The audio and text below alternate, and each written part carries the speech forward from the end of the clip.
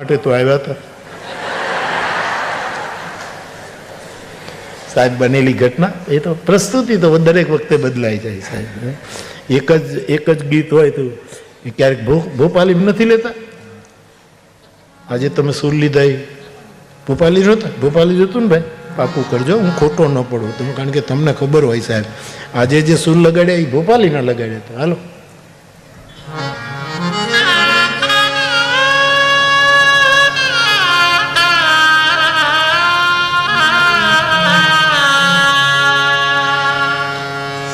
ભોપાલી છે ને, આ બધા જાણતર જોશીડાઓ બેઠા છો, આપણે ખોટા ન પડીએ છે.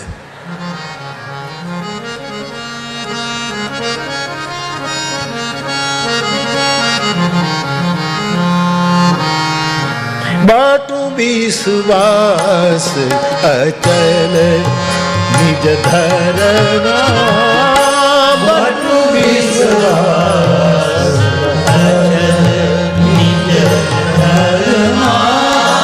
તીરથ રાજ સમાજ સુકર, તીરથ રાજ સમાજ સુકર, બરતર કહો હરિકથા પ્રસંગા, બરતર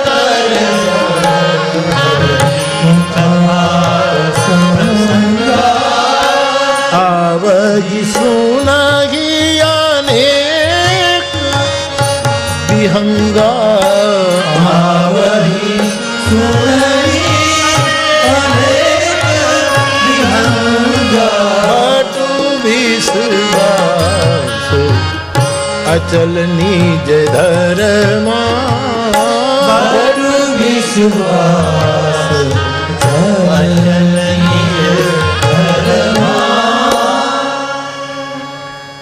આવું થયું સાહેબ. પછી હું મારા મનને સમજાવું, સ્વગત જેને કહેવાય સ્વગત. હું મારા મનને એમ કહું કે આમણે એને શાલ ઉડાડી, આને એને હું કેન્દ્રમાં, મોરારી બાપુ ધીરજ રાખો. આવું બાપુ આખી દુનિયાને 60 વર્ષથી ધીરજ રાખો ધીરજ રાખો સમજાવો છો તમે. ધૈર્ય કંથા આપણા સૂત્રો કહે છે, ધૈર્ય કંથા. ફિર કબીર સાહેબ ને ધીરે ધીરે રે મના, ધીરે સબ કુછ માલી સિંચે સો ઘડા, રુત આયે ફલોય.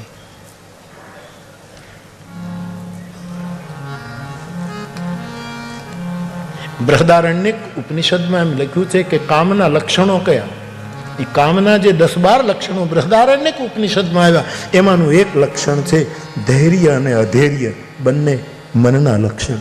ક્યારેક મન ધીરજ રાખે છે, ક્યારેક ધીરજ ગુમાવી દે છે. આ મનનું લક્ષણ. પહેલું લક્ષણ જ્યાં બૃહદારણ્યક ઉપનિષદ કહે છે કામનું લક્ષણ, ત્યાં પહેલું લક્ષણ મનઃ, મન એનું પહેલું લક્ષણ. કારણ કે કામ પેલો મનમાંથી પ્રગટ થાય છે. મનસી જ મનોજ.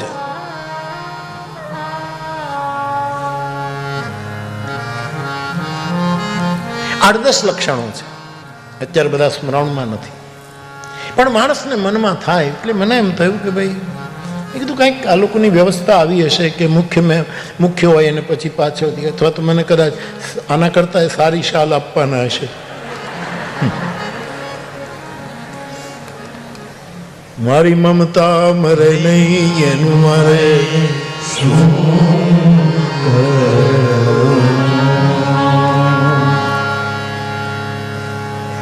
કબીર સાહેબ કે મમતા છોડો મોરારી બાપુ, સમતા રાખ.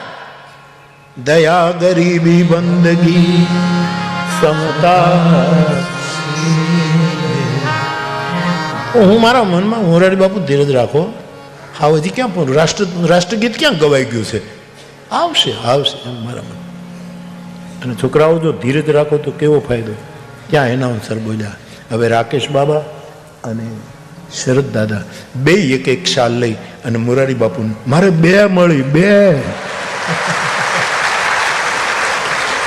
ધીરજ રાખો તો 2 મળે. અમારા સાધુઓમાં શાલ ઉડાડાય એવું હોય.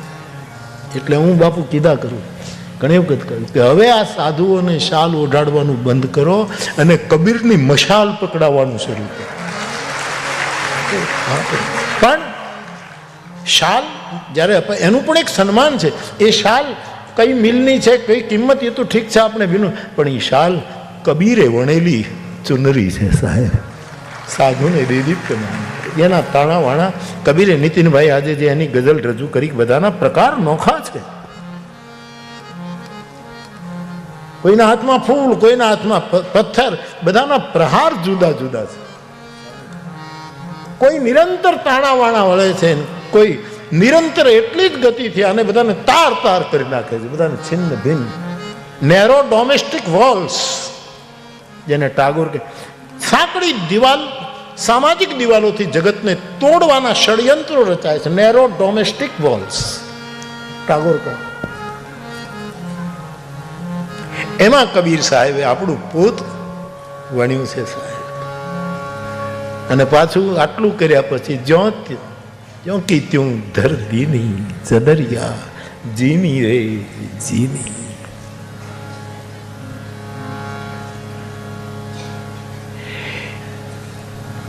તો બે જણાની મશાલ પ્રસિદ્ધ છે. કાશી મગહરના કબીર સાહેબની અને જુનાગઢના દ્વાર ગોપનાથના મંદિરમાં ઉભો રહેલો રાસ જોવા માટે અમારા નરસિંહ મહેતા. તો કબીર સાહેબે કોઈને પ્રભાવિત નથી કર્યા, પ્રકાશિત કર્યા, સ્વાભાવિત કર્યા. સાધો સહજ સમાધિ છે, તું સહજ. કથાના આયોજનમાં જેમણે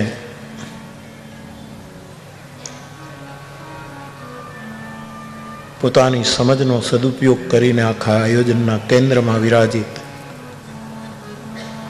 મોરબીથી પધારેલા મહામંડલેશ્વર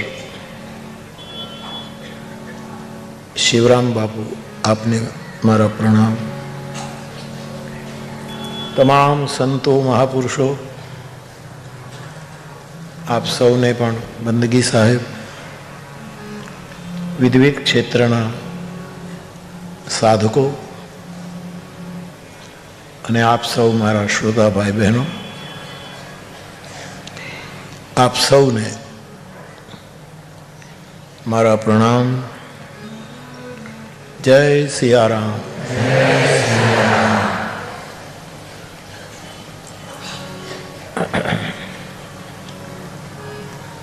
આજ આપણી વચ્ચે એક બહુ જ મોટા પદ્મશ્રી કબીર સાહેબના ગાયક વિરાજમાન છે, જેમને તમને છોકરાઓ યાદ હશે, ગોપાળની કથેમાં આપણે સાંભળેલા છે. પદ્મશ્રી આદરણીય પ્રહલાદજી.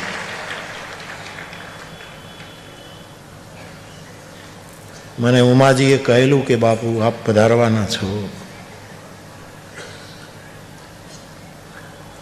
આપનું સ્વાગત છે, અને સાંજે આપ રોકાવાના હો તો સાંજે 5 વાગે બધાને મળીશું.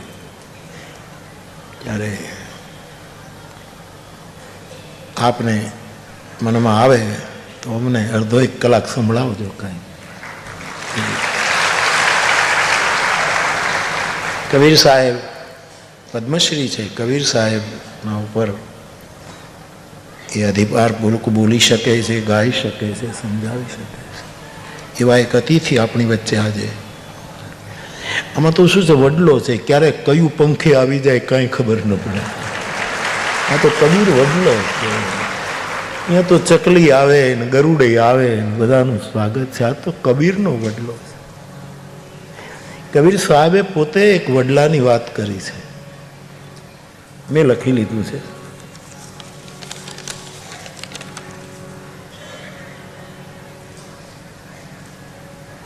એક મિનિટ,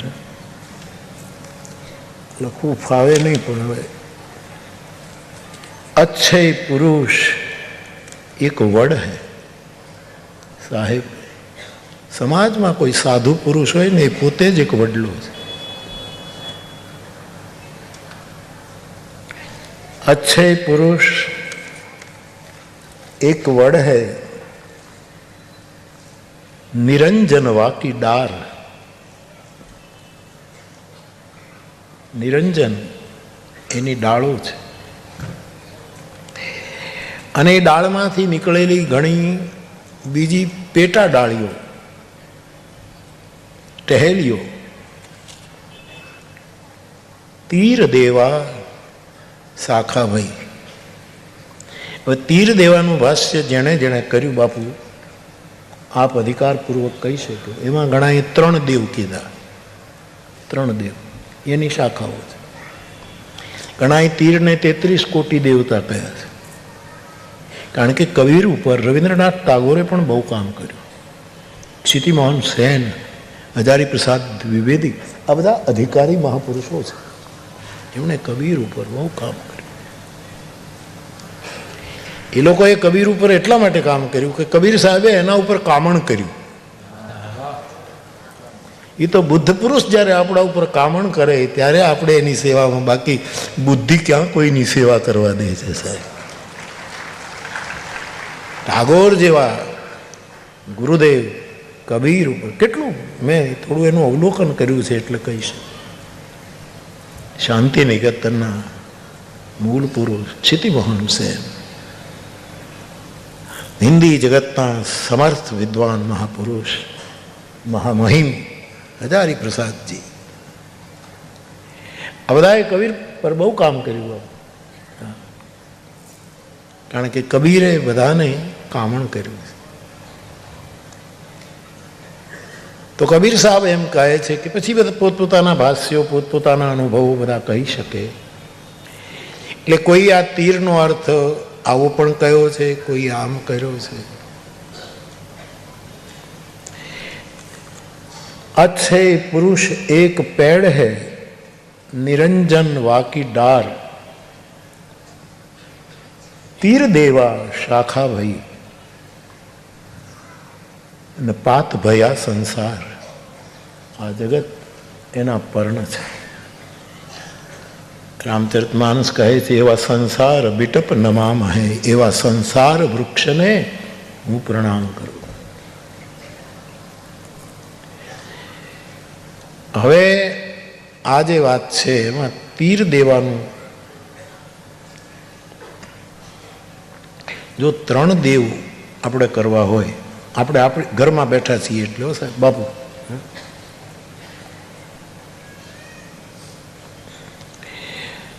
એ તીરનો જો 3 અર્થ કરીએ, કારણ કે કબીર સાહેબની વાણી એ બધી સાધુ કડી બોલી છે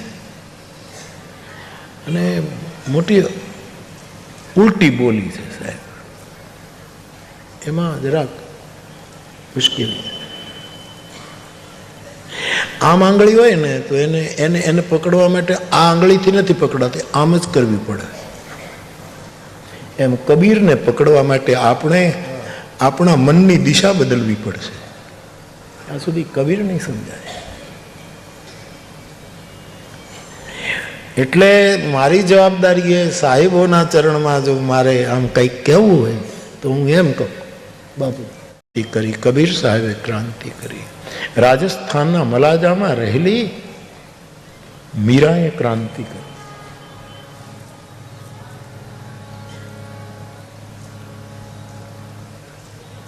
ગરાસિયા કુળની મર્યાદા, દીગુ બાપુ ક્ષત્રિયની મર્યાદા, એમાં રહેલી સમઢિયાળાની અમારી એક માં ગંગા સતી, એને ક્રાંતિ કરી. મરડાની સોનલ માએ ક્રાંતિ કરી. આ જગદંબાઓ એ બધાએ ક્રાંતિ કરી. જેના હાથથી દ્વારકાધીશે હરિરસ સ્વયં સ્વીકાર કર્યો, ઈશ્વરદાસજીએ ક્રાંતિ કરી. આ બધાએ મહાપુરુષોએ ક્રાંતિ કરી. એટલે મારા અત્યારે હૃદયકોશમાં જો હું એનો અર્થ કરું તો અહીં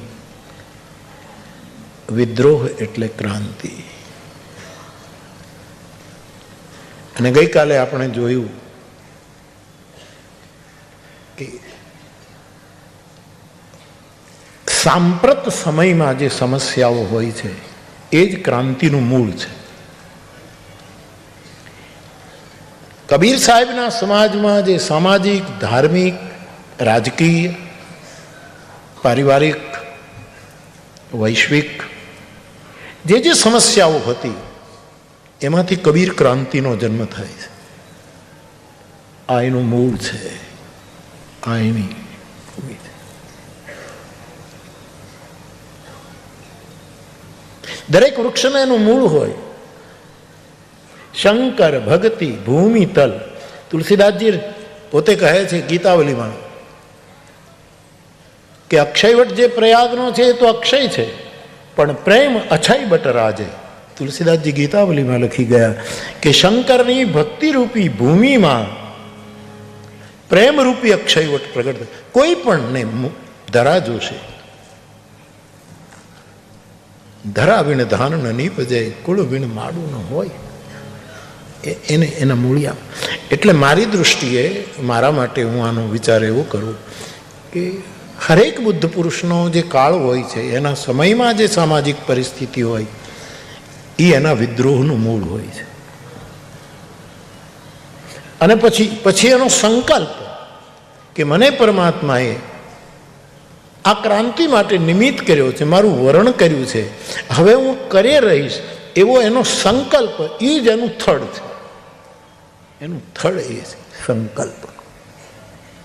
જેમ નારદજી જ્ઞાન વૈરાગ્યને વૃદ્ધ જુએ છે ભાગવતમાં, અને નારદજી સંકલ્પ કરે છે કે આ બધાને હું વૃંદાવનમાં લઈ જઈને જ્ઞાન અને વૈરાગ્યને પાછા જવાન કરીશ. આપણે ત્યાં સંકલ્પનો બહુ મહિમા છે,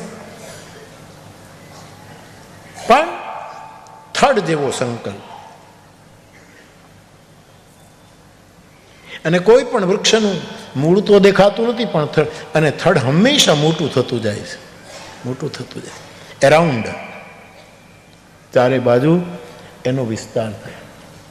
આપણો સંકલ્પ, કબીર સાહેબનો સંકલ્પ, એમણે કેટલી પોતાની સાખીઓમાં, પોતાના વક્તવ્યમાં, હું તો બાપુ એનું વક્તવ્ય જ કહું, કારણ કે એણે શાહીને કલમ તો હાથમાં લીધી જ નથી. એણે તો આંખે જોયું એ જ કીધું. વક્તવ્ય જ છે, એનું વક્તવ્ય છે. તો પછી શિષ્યોએ લખી લીધું હશે. મને તો એવું કંઈ બોલ્યા નથી. અખત કહાની પ્રેમ કી એ વાણીનો વિષય નથી. ગીરા અનાયન નયન બિનુબાની. આંખ જોવે પણ એને જીભ નથી એટલે બોલી ન શકે, અને જીભ બોલે પણ એ આંધળી છે એટલે જોયા વગર શું કરે. આ જે ઉક્તિ જુબા બે નઝીર હૈ, નજર બે જુબા હૈ, જો ઉર્દુ અને ફારસીમાં પણ આ કહેવત આવે. એક ફિલ્મના ગીતમાં આવું છે. ઘણા મને લખ્યા જ કરે આ કથાનું શું તમે કબીર કબીર જે કર્યું, આમાં એકેય પંક્તિ ફિલ્મની આવતી નથી. જોઈ આવજો, ફિલ્મ જ્યાં હોય ને ત્યાં જોઈ, ભરૂચમાં હોય ત્યાં જોઈ આવજો. બાપ કબીર બોલ્યા છે, કહત કબીર. અને શું અર્થ કરશો? લેખક કબીર, લિખિતં કબીર, નોટ કહત કબીર. અને શું પાત્રો પસંદ કર્યા છે? સુનો ભાઈ, નહીતર તો જ્ઞાન તો અસાધુને મૂઢને આપવું જોઈએ. સાધુ તો પામેલા છે, પણ કબીર સાહેબને એમ લાગ્યું કે આમાં કોઈ સમજે નથી, કમસે કમ હારા પાત્રમાં નાખી દઉં, અને સાધુઓને પસંદ કર્યા. એક દિવસ સાહેબ કોણ બોલ્યા હતા બાપુ? આપ બોલ્યા કે કોઈ એક પહેલી નહીં બોલ્યા કે કબીર સાહેબના સંબોધનો વિચારણી છે. એ જુદી જુદી રીતે જે સંબોધે છે એ બહુ જ વિચારણી છે. બહુ સારો મુદ્દો હતો એ. હા,